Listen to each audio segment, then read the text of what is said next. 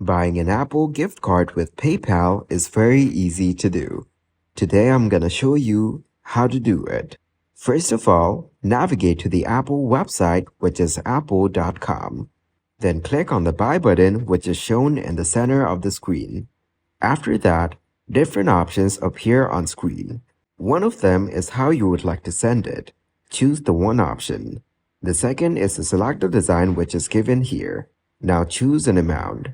Next, give the complete information of the person to whom the thing's going to be sent, like the recipient's name, email address, etc.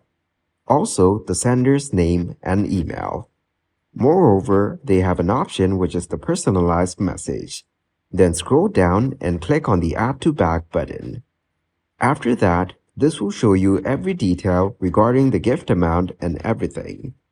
Next, click on the Checkout option. Afterward, click on the Continue as Guest button. Now two options appear on the screen. One is the credit or debit card option, and the second one is PayPal.